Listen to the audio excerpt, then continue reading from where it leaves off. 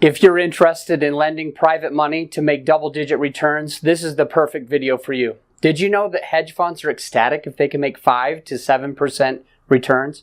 Chris Henner's going to show you how he's been consistently getting double-digit returns secured by hard assets. Today we'll cover the 4 C's, and at the end we'll get some additional resources. Guys, this is 30 to 40 minutes of pure content.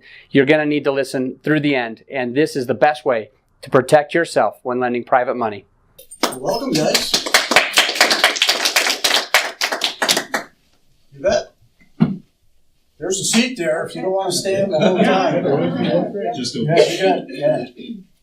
I'll take over the standing.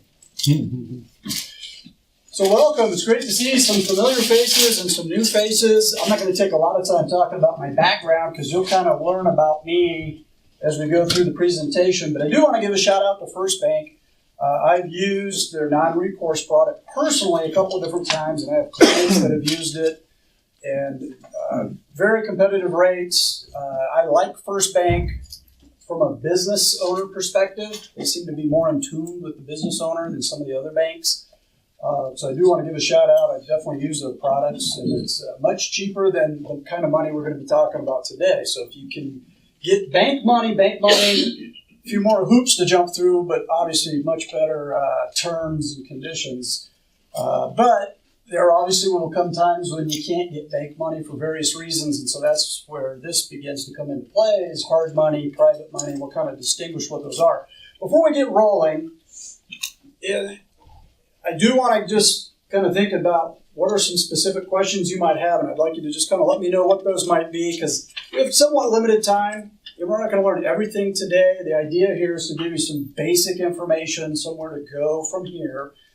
But it was interesting, just as we heard some introductions, there's people that have money to lend, and there's people that need money, and that always seems to be that symbiotic relationship.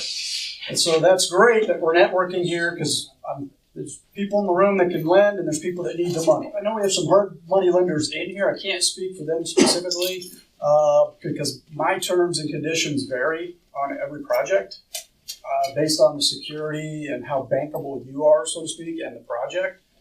So I don't work quite like hard money lenders in the sense that I'm like, it's 2 and 12 or it's 2 and 14 and that's just it. Because I'm variable. And so what I mean by that is the better the deal, the better the terms I can give you, the stronger you are as a borrower, the better, because the more comfort I have on my side, the more flexible I am. It's the best way I can explain for me. Just a quick overview. And then as you have questions, feel free to interject. Because if you're like me, as I get older, I have questions. I'm like, I need to remember to ask that, and then I forget what my question was. So that's why I encourage asking them as you have them, because my memory starts to fade after a while. So we'll talk a little bit about why private money lending, the 4 C's of lending, and then interwoven in throughout here will be real life examples of loans and stories that, without pulling out the information, will be examples of things I've done poorly, things that I've done well, but lessons learned basically through real life experience. And we'll talk a little bit at the end about some resources and ways that you can learn more, or just become a better lender. Or on the flip side, if you're looking for money, this is a way to kind of get inside the head of somebody that lends money. So if you're coming to me with a deal, it's like, here's kind of what we want to see and what we're looking for. So it makes your presentation or what you have better. And I'm sure you're a hard money lender, right? When somebody's got their stuff all together and laid out for you, it makes our job easier on this side to get you the money that you need. So I put a picture up of my family. I'm recently remarried. I was actually widowed for a period of time. So we have a merged family. But I have 4 teenagers. So the reason I share this photo is, one of the reasons I like private money lending is the time perspective. So I have ages 19, 15, 14. I'm busy. 3 of those guys can't drive yet, although one will be driving in April. They're all involved in sports and activities, and so I'm an Uber, Lyft, whatever driver, because I take these guys all over the place. So One of the draws for me, I started out with real estate investing, and I was doing a lot of buy and holds and things that, when I was managing the properties, things that were a little bit more of a time commitment. As I grew and as I got busier, private money lending became, there's heavy lifting up front when you're looking at the deal, vetting the deal, making sure things are good. But typically, once the deal falls in place, if we found a good deal, my side of the equation becomes much easier. My hope is that money either hits my bank account or hits the mailbox once a month, and we're just getting paid, and deals maybe come and go. But there's not nearly as much maintenance. And so it wasn't like this is the absolute best way to make money, but it fit my lifestyle for the time that I had available. And one of the things that I liked about it, here's First Bank. It seems like banks have been around for a long time. And they have a real simple model. They take in money at a certain rate, and they loan it out at another rate. And when done correctly, boy, they've got nice buildings. It just seems to work. It seems to be a good model. That's all we're doing, is we're just emulating what a bank is doing. We're just loaning out the model. Now, when I say less risk, it's when done correctly. By less risk, like a fix and flipper, you're taking on a lot of risk. When you jump into a property, in my mind, who knows what you're going to find in there? Who knows what the inspectors I just think there's a lot of variables. And you got to be really good at that to make that happen and make that work. I'm not that knowledgeable or that much of an expert. I don't want that risk. I would rather put that risk on somebody else who just have the money behind it. Certainly solid returns, and it's very simple. And we'll talk a little bit about this. There always seems to be a need for money. There are more people that need money than have money. And as a result, there's always demand. And there's various reasons why people would come to a hard money lender or a private money lender. We'll get into some of those through some of the stories. Usually it's they don't have a choice. And so you get to set the terms. You get to decide what your money is worth and how much risk you're willing to take. Kind of mentioned this before, not as time consuming. Once you get your systems in place. And the other thing is, as time goes on, who was talked about doing 26 deals with an Arizona person? Who was that? That's what ends up happening is over time, you get some of the same people keep coming back. So there's already a relationship. You kind of know each other. And as time goes on, it gets easier because of that. So I imagine you have a pretty good relationship with that individual. You feel confident. That's important. And that will make your life easier as you're lending money and going down the path. Very repeatable. If we're lending on a piece of real estate, the mechanics of it's very, very similar. So like I said, once the documents and your systems are in place, it can be very cookie cutter, so to speak. All right, so why private money lending? You've probably seen or heard this comment said in a lot of different ways, but I think Einstein kind of nailed it. If you understand it and use it, you're the one that earns it. It's an amazing tool. And on the flip side, if you're the one paying it, it's hard, I think, to get ahead. And so that's just kind of how I think of it. Just money making money and working for you. So we're going to talk a little bit about the 4 C's. And I'll just be honest, I stole this from a book that I read a while back. And it will be listed at the end as far as a resource that you can go to. The very first private money loan I did was back in 2006, and it was totally by accident that it happened. I just happened to live next door to a real estate agent. And you're neighbors, right? You're just out mowing the grass, you're talking, and what do you do? What do I do? And we're talking. And so he happened to work with a lot of investors. And there was one investor in particular who was very active, fixing and flipping. And at that time, I was in pharmaceutical sales, so I had idle cash. And so I was like, well, how does this work? And so that's very informally, that's how I got introduced as a real estate agent, had an investor that had a need for money. And so once he educated me, well, you can secure it with a deed of trust and so on and so forth. That's how it started for me. So I think my very first loan, and I was really nervous, was $12,000, which now I wouldn't even look at what he brought to me. And all it was rehab money on a fix and flip. And so it worked out, and then I got to know that investor, and then on his next deal, so we kind of grew more and more comfortable. And as time went on, he knew an investor, and if you have money, people find you, I found is very interesting how that works. But one of the things as years has gone on, and I'm going to share a horror story here in a little bit, is a lot of times as a hard money lender or private money lender, you tend to focus on collateral, which is really, really important, and obviously that's going to be another one of the C's. But one of the things I found that is actually more important is the person's character.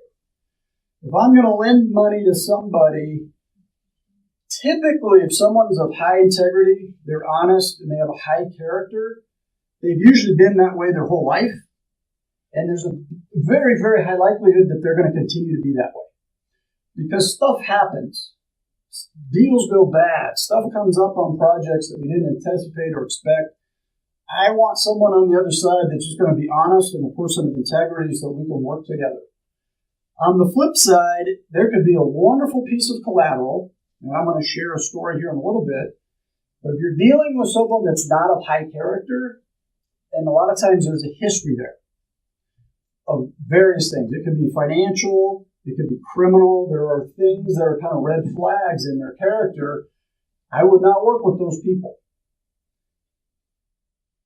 So let me tell you about a little story.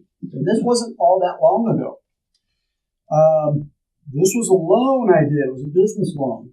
And I made so many mistakes on this, but I'm happy to share it because there's a lot of lessons to be learned here.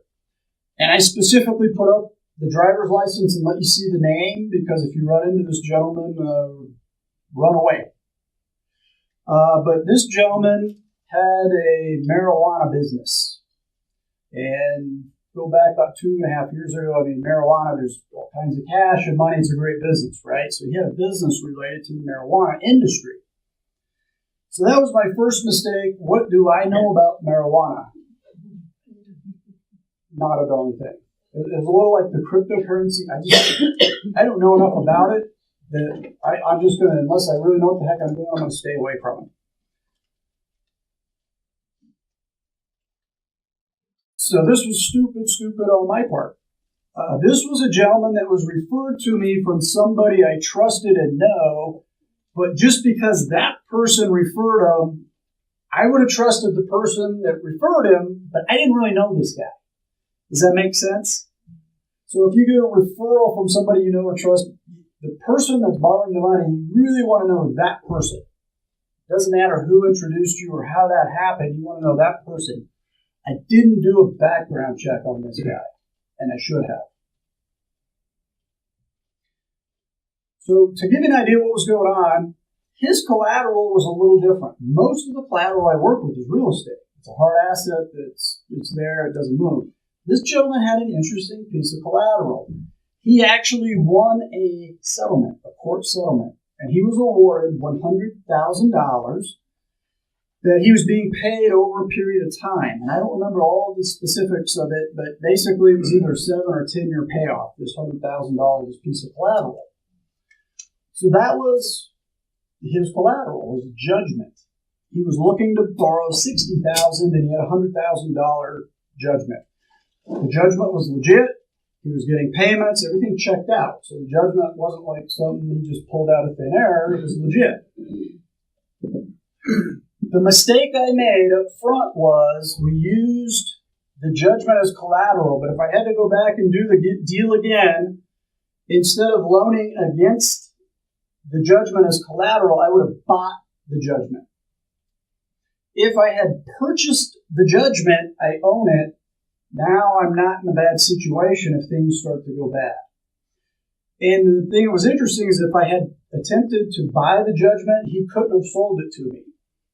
The reason why is he won his judgment, but they were coming back to try and get their judgment back. There was a countersuit coming the other direction. My mistake. I didn't know that.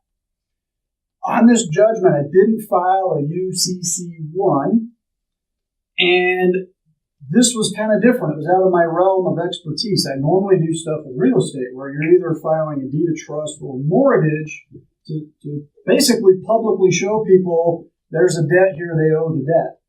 When you do a loan like this or a business loan, you use a UCC1. That's what you file to show that there's debt, that this person owes you money. This was the biggest thing, though. It was out of my realm. I don't understand judgments.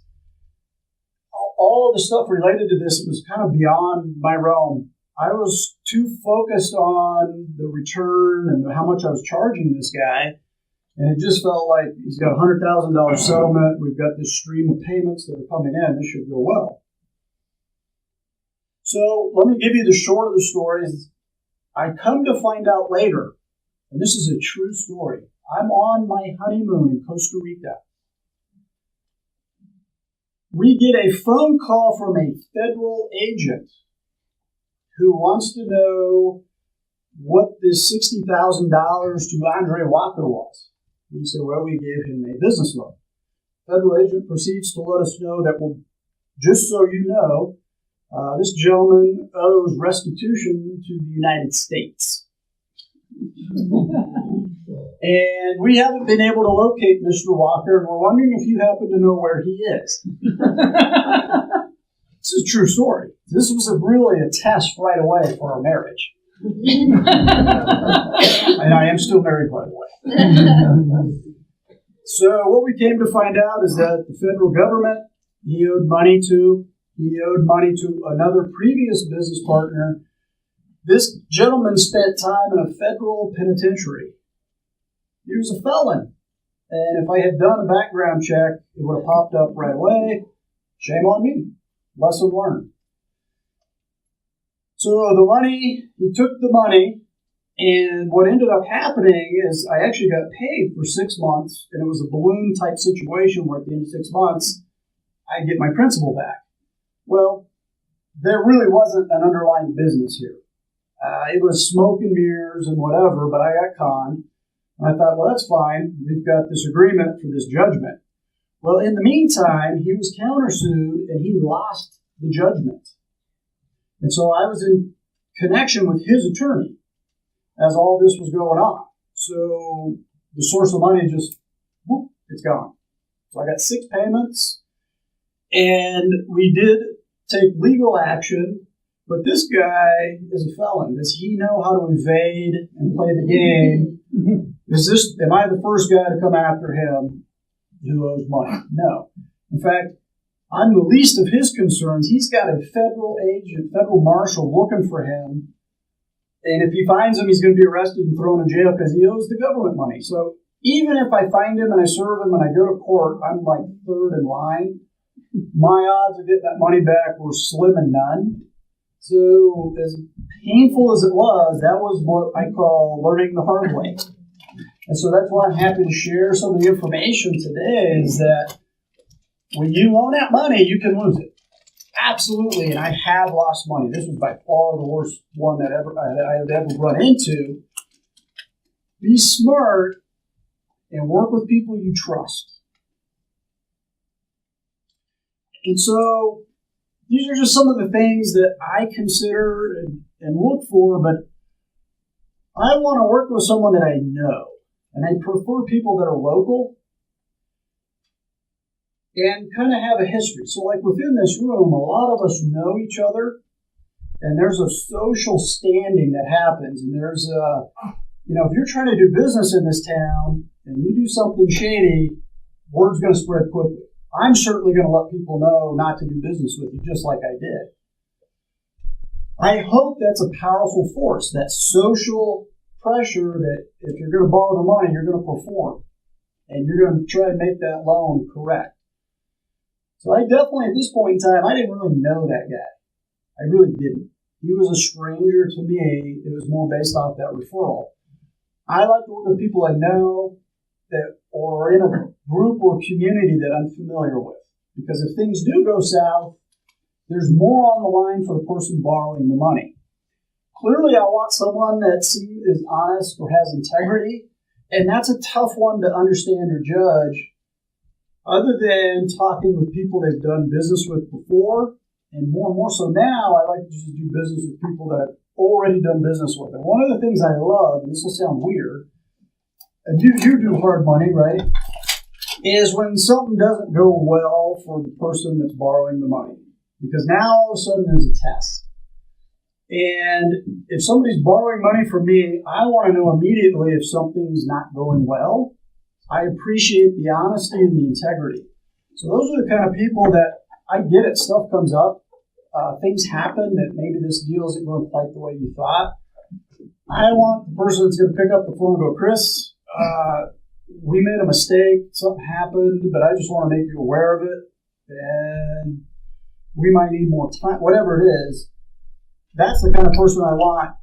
A warning sign, a red flag to me is that when there is something bad that comes up and you get the person they're gone. It's like, hey, where'd this person go? They don't answer your call. They don't answer the emails. Like all of a sudden they're incognito. They've disappeared. Red flag. You want someone that's going to answer the phone, will just be honest with you and communicate. Because communication's huge with what we're doing here.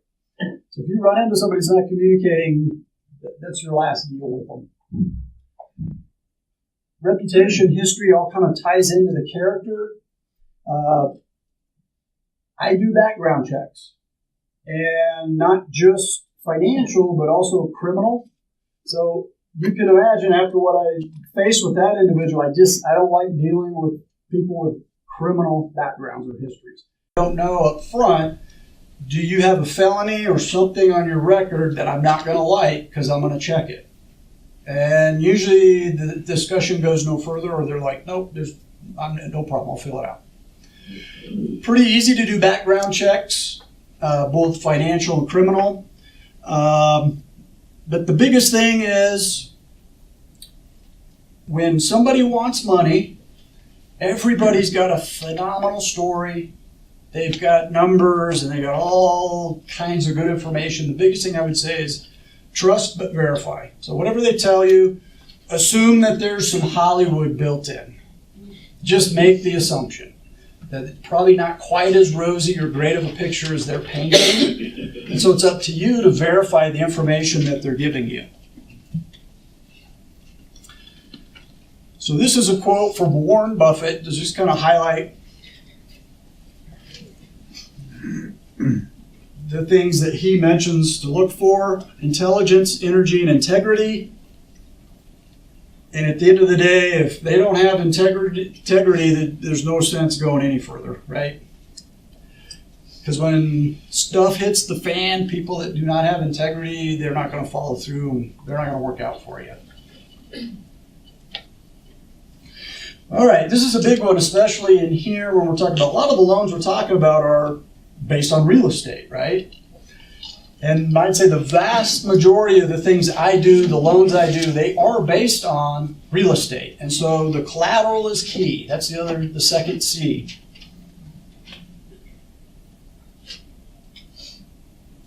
So I have a pretty simple rule of thumb. When I roll or am looking at a potential deal, the very first question I ask myself is, I'm loaning out X. If things go bad, basically I may have just bought this piece of real estate. I just don't know it yet, right? Do I really want to own this piece of real estate for that number? And I know that's a very simplistic way of looking at it, but I have to make an internal evaluation of if things go south, am I okay through whatever process owning this real estate for that number and the headache that's involved. And so as an example, I'm in the process of a foreclosure right now on a property. And what I'll tell you is it's a headache. I have a lot of value in this property. And if I end up actually foreclosing and going through with the whole process, there will be a payday at the end. But I can promise you it's not worth the headache. It's the phone call with the attorney on Monday morning. And then goes to the other attorney, and then it goes back and forth, and right now we've got some kind of settlement that's being put together. I mean, it's like it's just the headache factor of it. I'm confident I'm going to make my money one way or the other. Either they're going to start making payments on the timeline we set out, or I'll end up owning the property, but it's a pain. And there's time involved. You got to go to court, and it's a hassle. You want to avoid that, so is it worth that price? Now on this one, oddly enough, the payday, if I had to foreclose, is probably worth that headache. And that's why I think they'll probably end up making the payments. But we just had to hold their feet to the fire. I think they're testing me. All right. So I'm going to kind of walk through, and I don't want to go through all the how do we verify the collateral, because that could almost be a whole class in and of itself as far as title searches and getting fair market valuations. That's not my intent today. There are books and classes you can take to kind of do that, but those are the things you really got to have to do to verify the collateral. That is one thing I will say, since we're here at a title company, always, always, always do some sort of a title search. Make sure that you've got clean title, or at least you know what you're working with the title. So the collateral pyramid. So there's different ways that you can lend money out. So one of the ways, a lot of people don't think about this, is that you can actually buy the asset. You can own it. What would be the advantage of owning it? No foreclosure process. Yeah. So in other words, it's like I own it, and if you really want it back, you can buy it back from me, and we'll figure out what that price happens to be. So let me give you an example of where this made sense, and I've done this. I had a real estate agent in Greeley who just brought kind of a deal to me. What it was is there was a family that purchased a home. It was one of those lease-to-own deals. So they're in there for 2 years, and then they can buy the house at a set price. Well, in the 2 years, the house appreciated quite a bit. So the buy price was nice. The strike price, so to speak, was very nice. But there was some goofy stuff going on where the people that originated this lease-to-own agreement, and I don't know how valid all this was, I didn't care, put something on these people's credit report. So when they went to get traditional financing, to get like an FHA loan, they couldn't. So there was a lawsuit happening kind of behind the scenes. It was kind of a dirty picture.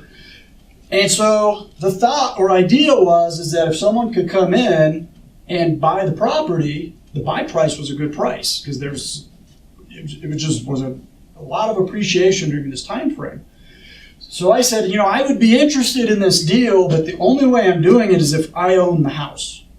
Because I have no idea if these people are ever going to be able to go get their financing and how I'm going to get paid. So what I did is I went ahead, I bought the house cash. So I bought out the problem, which was this lease-to-own company. I created a lease-to-own agreement with the family, and I said, I'm going to give you a year to figure out this stuff you got going on here and clean up your credit, and you can buy me out, and here's the strike price. And so my money was made on them buying me out, so to speak. But that was a situation where they were happy for me to own the house, because that was already the situation that they were in. They didn't own the house. So they were leasing it in the meantime, and they were able to, as soon as that thing got off their credit report, they got financing just like that. They bought me out, which that was cool for me. I made my profit when they bought me out. So if it's possible, don't be afraid to buy the collateral. So the other way, and this is what we're probably most familiar with, is you may not own the collateral, but you want to control the collateral. And when we're talking about real estate, it's either going to be a deed of trust, like we have here in Colorado, or it's a mortgage. And just for informational knowledge, who knows the difference between a deed of trust and a mortgage? What does that mean? I guess where I'm going is, if you have to foreclose, is there a difference between a deed of trust state and a mortgage state? Yeah, so in Colorado, is it a judicial foreclosure? No. Mm-mm. So foreclosure is easier where there's a deed of trust. So this is just a little piece of information. So in Colorado, you file the petition with the county, and it goes forward. You don't have to set a court date and go in front of a judge. A mortgage works a little bit differently, and there are states that are mortgage states and states that are deed of trust. So it depends on what state you're in. If it's a mortgage state, that means it's a judicial foreclosure. And so that means you have to file for the foreclosure, you have to set a court date, it's a tougher, longer process.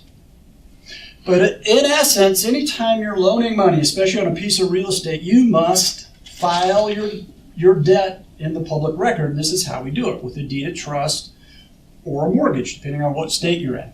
Always, always, always, you must file this with whatever the local county is. And so if you're new to private money lending, my suggestion is go ahead and bite the bullet, get with an attorney the first time you do a deal. So if you're doing a deal in Colorado, you're going to want documents that relate to Colorado, or if you're doing a deal somewhere else, make sure you have the appropriate documents for that state. So like I did a loan recently in Ohio. I don't know Ohio laws. Most of my documents are in Colorado. I just paid the money and said, I need you to create the mortgage, the note. I want to make sure we're all in compliance. So I always suggest, for sure, the first time, seek some legal help with a real estate attorney with those documents. So one of the things I like to use are personal guarantees, and I'll talk a little bit about why that is here in a little bit. There's different kinds. So there's non-secured loans, and then there's handshake deals. I try and avoid those. These are what I call like family deals.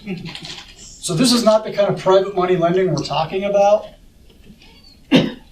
But there's a lot of this that goes on. A lot of times it's between friends, it's family members, and I bought this shirt in the mountains this summer. I was going to wear it, but I was too busy. I was going to take it off. But basically right here says Bank of Dad. I have a 19-year-old that's a freshman in college, and if you have college students or teenagers, they're expensive. So those kind of deals, I would say, if you're going to lend money to friends or family and there's no collateral involved, just consider it the possibility it's just a donation. It's a charitable contribution. And think of it that way. Because the reason I say that, and I have done deals with family, is if it came right down to it, this is what's tough about it, would I foreclose or would I go after that collateral to endanger the friendship or the relationship with the family? So the reason I bring this up is be very careful lending money to good, close, personal friends and family, because if things go south, you've got a different set of problems there with the relationship. And in your mind, that's why I'm saying that might just be a charitable contribution. Or are you willing to sacrifice that friendship or that family relationship? How important is it? I tend to not like to deal with friends and family for that reason, is the point. So I'm going to go back. We've kind of talked about this, but the bottom line, why you own it, is that's the ultimate leverage. If the person borrowing the money doesn't even own the collateral, that's unbelievable leverage. I've never had a deal like this go south. And if it goes south, do I even care, in a sense? Not really. I already own the leverage. And so I just wanted to quickly just point out that there was a gentleman, he kind of serves as a mentor to me. His name's Lyle Wall. He's an older gentleman up in Fort Collins. He's been in the real estate game forever. He's in his late 70s. And as I was doing more and more loans, and he was kind of the guy who'd be like, let's go have coffee. And he knew what that meant is I have a deal I need you to look at and tell me what you think. He kind of understood that after a while. But he kept hammering into me the idea. He said, well, can you buy this? Can you buy? It was the first question he'd ask me every single time. Well, can you just buy this deal? And so I've begun to more and more and more get into that mindset, like, yeah, why not? Why not just buy it outright and own it, especially if it's something I want to own. So we've kind of talked about this, controlling the collateral. The only other one that I would mention is there might be times when we're not talking about real estate. I'll give you an example. I have a loan out with a gentleman who, believe it or not, is in the wine business. And when he first brought this idea to me, I was like, red flags started to come up. But what he does is he buys wine in Europe, and he has vendors like Costco and other different vendors. He actually gets the wine pre-bought, and he just needs interim money. And so he has a real interesting business model. And once I figured it out and he explained it to me, it actually turned out to be a great deal. I've been working with this guy for years, and I get paid like clockwork. And part of it, what was interesting is that when they have these deals in the tobacco alcohol world, in order to sell alcohol, you have to have a license. So Costco, you've always seen the side store where they sell the alcohol. They have to have a liquor license. Well, the licensing law is very tough. In some states, they have to be paid on the spot when they make delivery, or in some states within 30 days. If you don't pay, you lose your license. And so this guy's an attorney, and somehow he figured this out. He said the problem with some of these deals is that, these big companies can drag their feet paying you. A big Costco drags you out 90 days, 120 days. He said, but not with liquor. Because if they screw up, they can lose their license, and they don't do that. They don't jeopardize. So he has an interesting model. But what we did is that this isn't real estate. We filed a UCC1. A UCC1 is just the way that we put on public record that there's a debt here.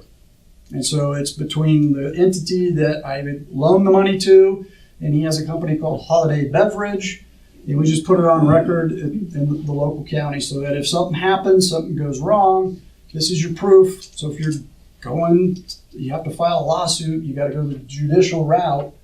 That's how you put that on record. So if you're out of the realm of real estate, there are ways to put that on record. Again, use an attorney.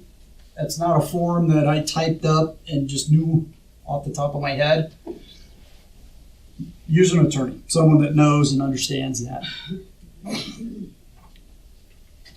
So this is an absolute must, is you got to control the collateral.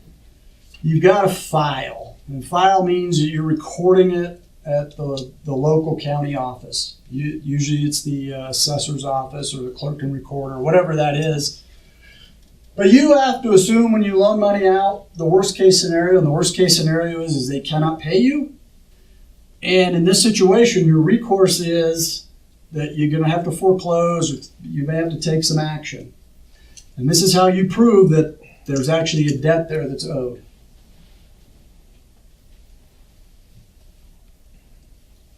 So I like personal guarantees. I don't use them 100% of the time, but one of them, believe it or not, is psychological.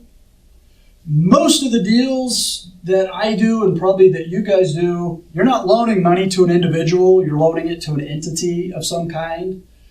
And I like the idea of the personal guarantee. It's a little bit psychological. They're putting their name on it. They're saying, hey, if something goes bad, I'm accountable for this money too.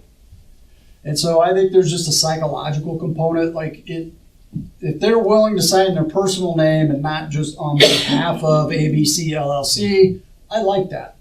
That is an encouraging sign to me if they have no issues with that whatsoever. And it does give you a little more to go after, so to speak. It's pretty easy for an LLC that was created for just this one house to have no assets.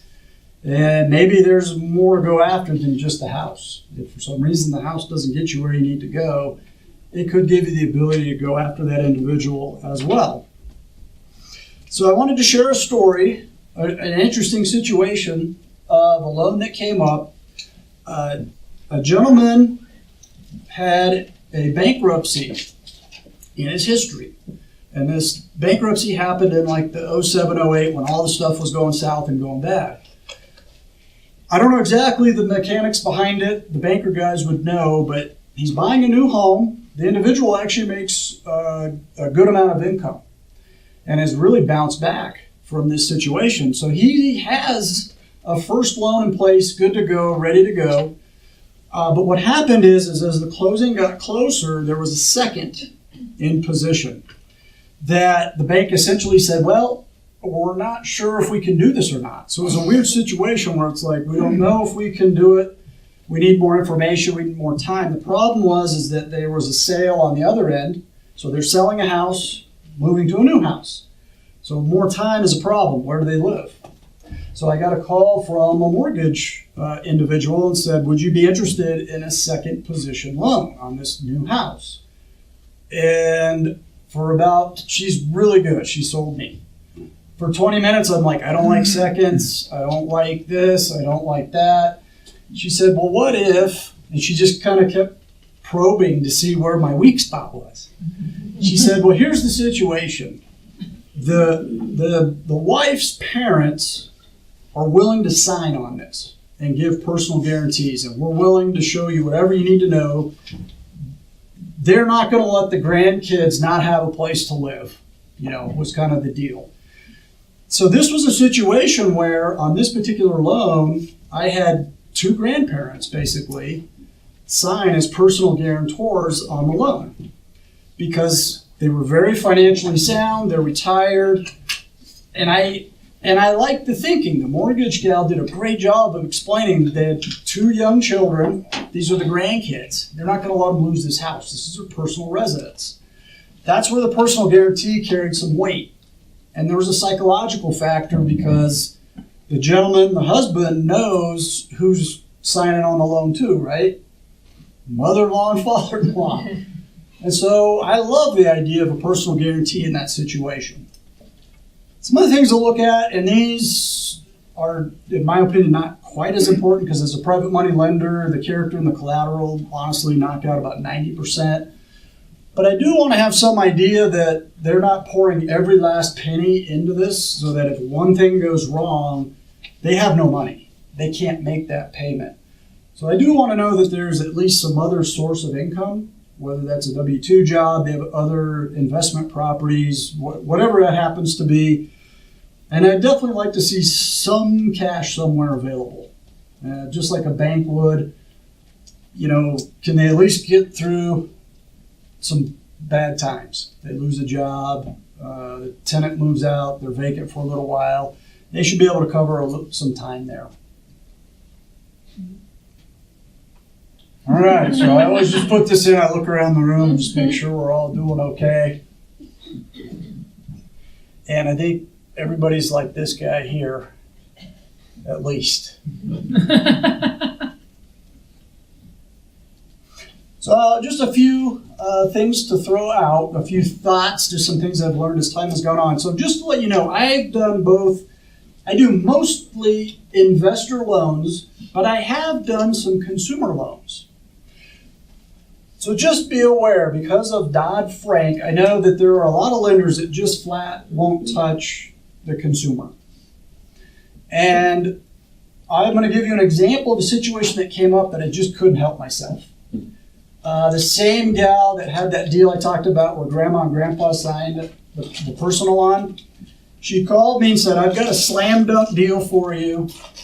Here's the situation. Gentleman's buying a property, the purchase price is $350,000. He's got 200, and I don't know, I'm not slamming the banks here. I didn't understand this one, but he had $200,000 down. So he's looking to borrow $150,000 on a $350,000 house. And there were reasons the bank was leery because of ability to repay, some other things. On Monday, I got the phone call, closing's on Friday. And she said, the problem is the bank didn't say no, but they're not saying yes. In other words, they wanted more information. They had to build the file. The problem was there were two more closings after this one. So when he buys this property, the sellers of this property are buying this property, and then they are buying a property. So there's this domino effect. So if we delay this one, now we're going to screw up two more closings. Would you be interested? And I said, how much did you say down? $200,000. I said, what am I missing? I honestly was like, why won't the bank? I mean, that's unbelievable. At the end of the day, I don't know why. I don't fully understand how they got to build their file, but I couldn't pass this one up. I said, oh my gosh, I would totally buy that house for $150,000. That's unbelievable collateral. The guy's living there. So I can't do the types of things I can do with an investor. So for instance, I can't charge as high of a rate. The late fees have to be within a certain guideline. My point is if you are doing a consumer loan, understand some of those Dodd-Frank rules.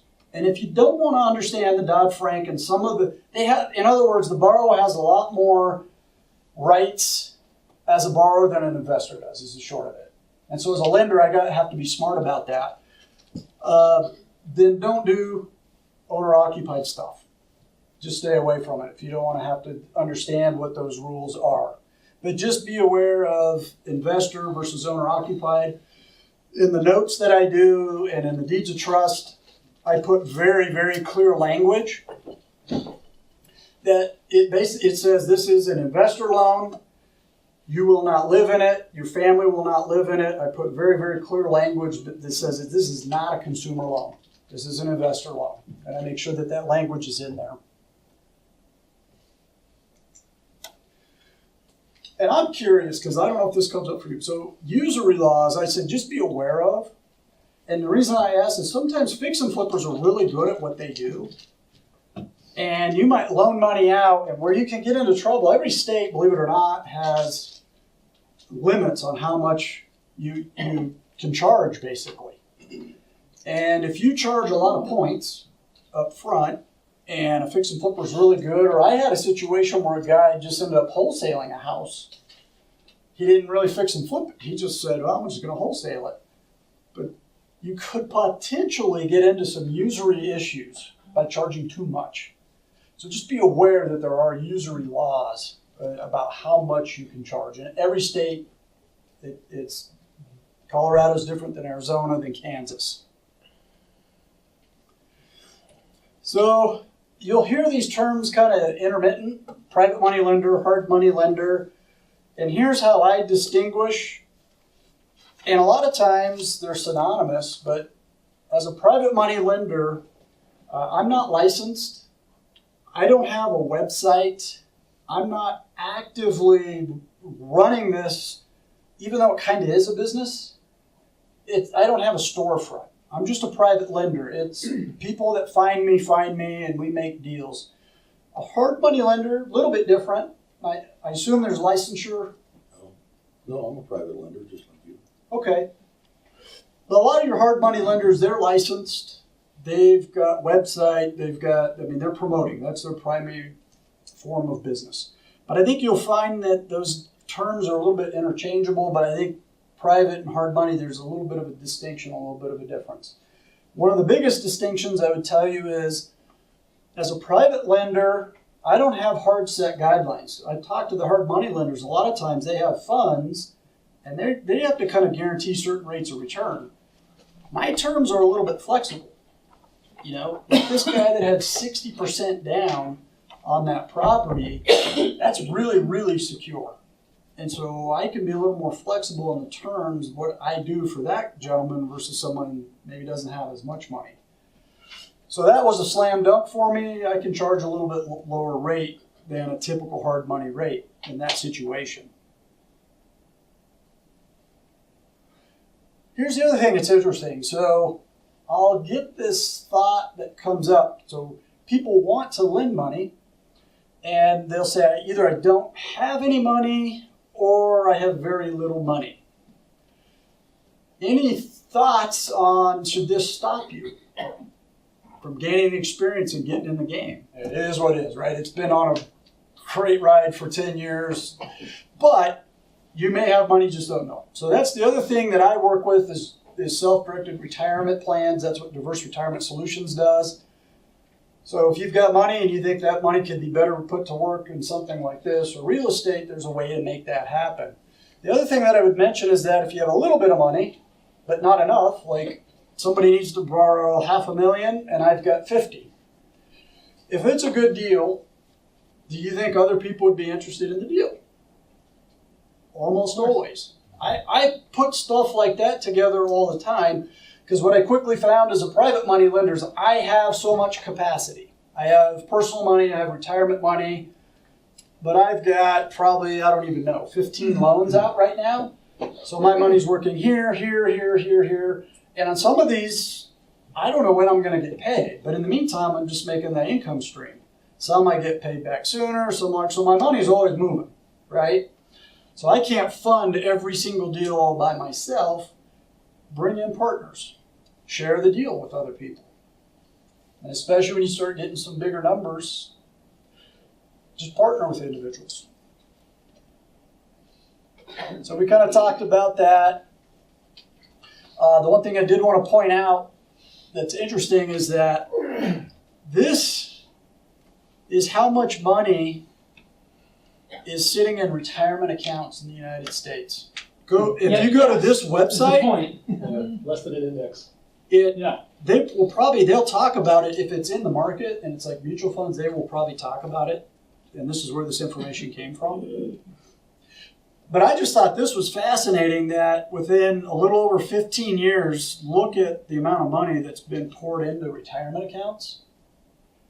And one of the reasons I bring this up, and I like to share this at every talk I give, is that of this $25.3 trillion, and that's the most recent data, was Q3 of 2017, what would you estimate, or what would you guess, what percentage of that money is essentially Wall Street, is in stocks, bonds, mutual funds, securities? 98%. Yeah, well north of 90%. The reason I bring this up is that there's two kinds of diversification in my mind. There's Wall Street's idea of diversification, which is buy the same stuff, but buy a lot of different kinds of it. Buy this stock, buy that stock. That's basically a mutual fund. My question then is, if that's diversification, when we have a day like yesterday, for most people, and I'm not talking about the guys that really know how to trade and do options and can short stuff, I'm talking about the average American. What happened to most Americans' retirement balance yesterday in one day? Got crushed. Yeah, because you're dependent on almost all the same type of stuff. If the market's doing good, the retirement plan looks good. So what I would suggest is that there's a different kind of diversification, whether it's with your retirement money or your personal money, and that is to get into things like private money lending or real estate. Yesterday when the market crashed, I didn't bat an eye. As a matter of fact, and I don't mean to be morbid, when the market starts to do this, you know what happens to my business? It improves in two ways. Number one, people, if they get sick of their retirement funds going down, and this always cycles, they're happy, and then when the market goes down, they're like, oh God, what do I do? What do I do? They come and find a guy like me and they say, I want to self-direct. I want to take control of some of that money, buy real estate, or do private lending. And so the worse it gets, the better things become for me. And then on the flip side, when the economy goes south, I think that's when bargains happen. I hate to say it that way, but man, I made a ton of money from like 06 to 2010 in real estate because there was just, and it took guts to buy at that time, but there was just bargains everywhere. So, where do I start? It's got a little bit of math and equations up there. What I would tell you is that lending out money can seem like a daunting task.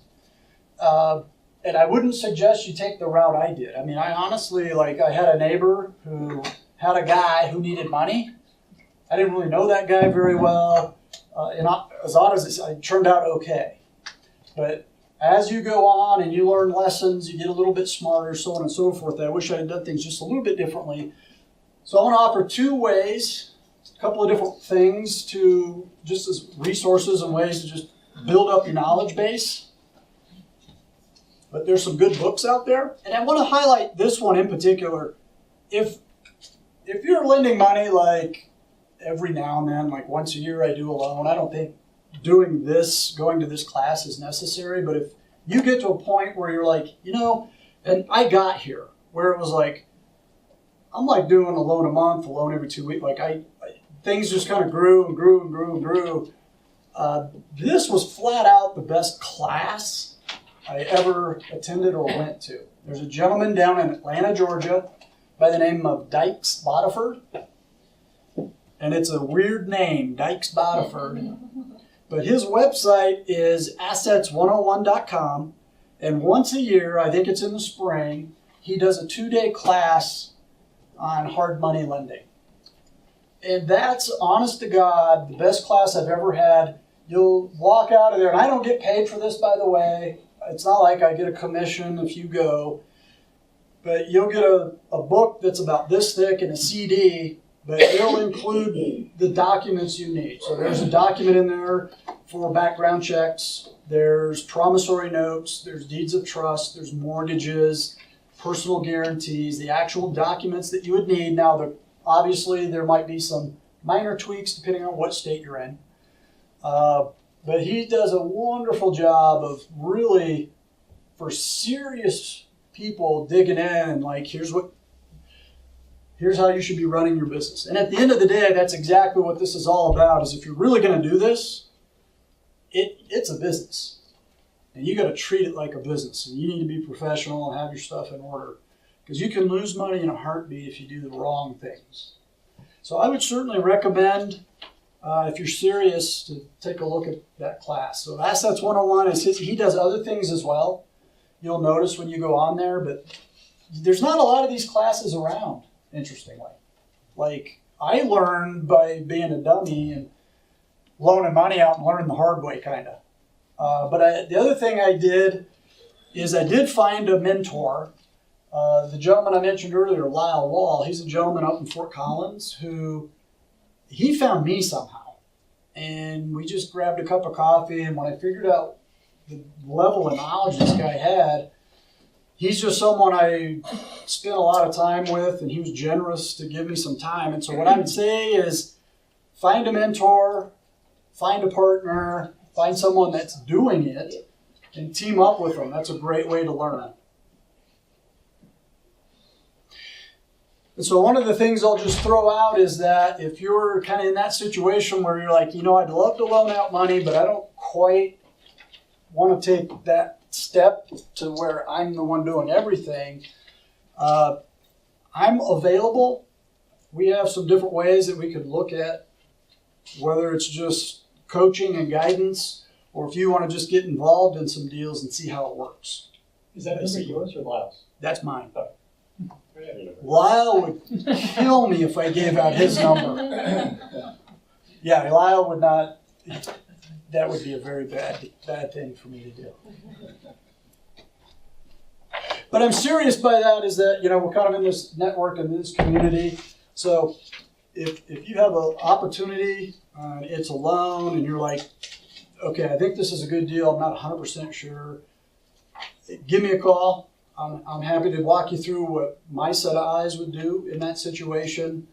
Or on the flip side, if you have a deal and you don't necessarily have all the money, bring me a deal. There's ways that this all works. That's kind of why we're here, right? Is to work as a network and create win-win situations. So, Chris, thank you so much.